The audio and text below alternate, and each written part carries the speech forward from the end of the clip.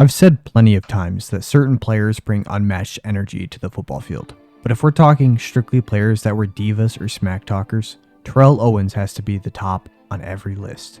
Terrell Owens, better known as T.O., was always the center of attention, known for his antics and his overall demeanor. And T.O. was always criticized no matter what he did. But he could back it up.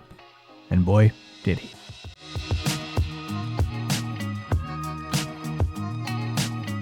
Terrell Eldorado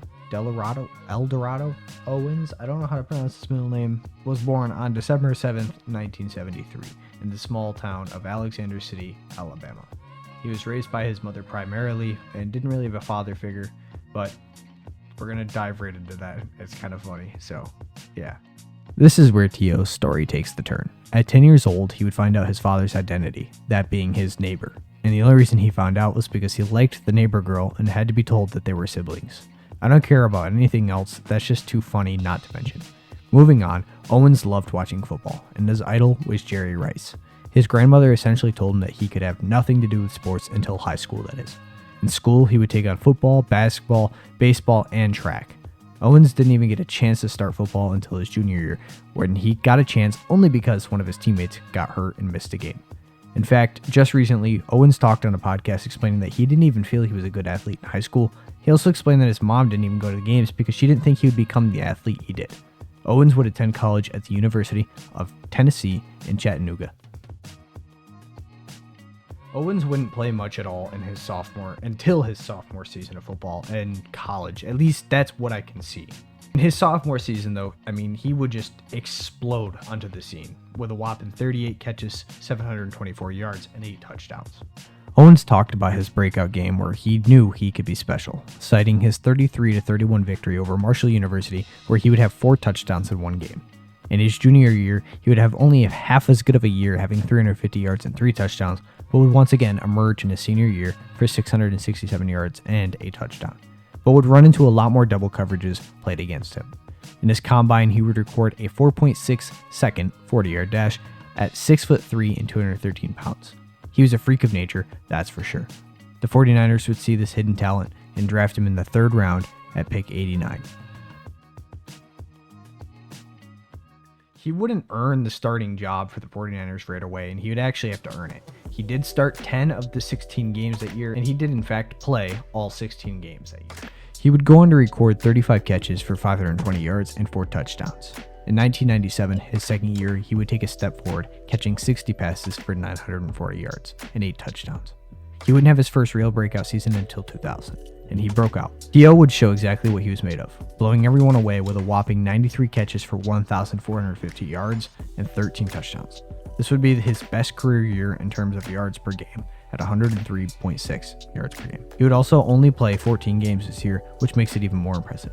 Just the following year, he would have the best year of his career ever, being targeted a crazy 155 times and have 93 catches for 1,412 yards and 16 touchdowns.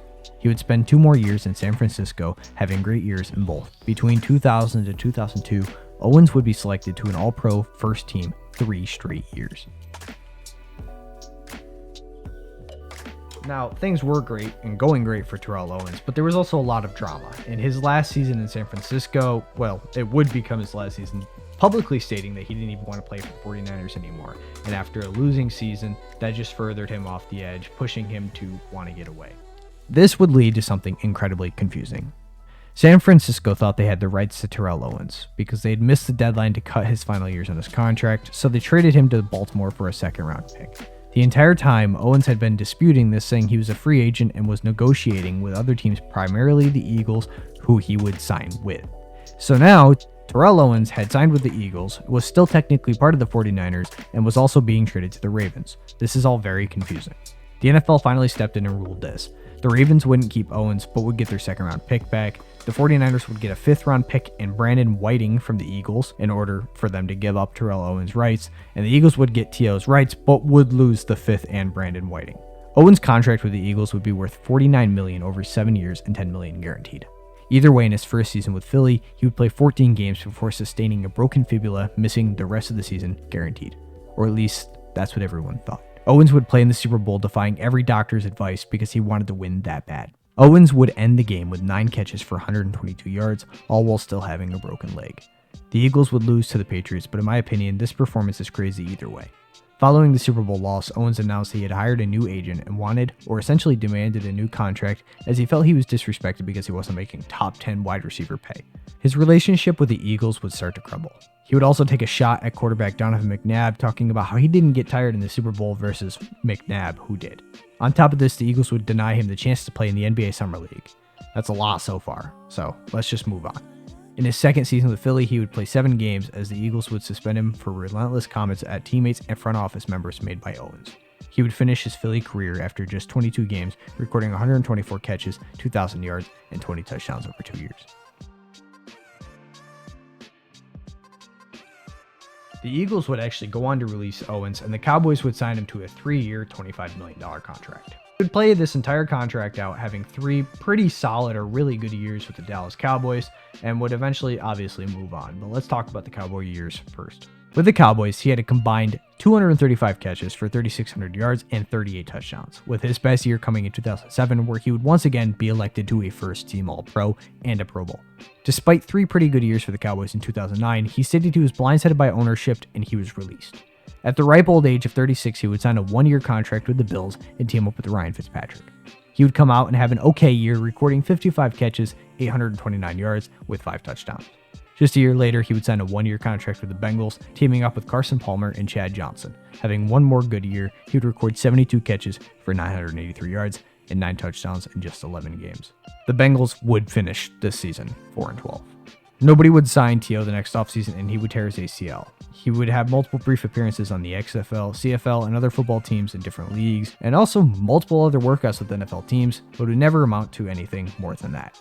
As of this year, he's currently playing football for the Knights of Deegan at 50 years old. This video has gone on long enough, so I don't want to drag it out any more than it already is. In my opinion, despite all the problems T.O. brought with him, he was worth the pain. He was a menace personally and football-wise as well. He could talk trash and back it better than anyone in the history of the game.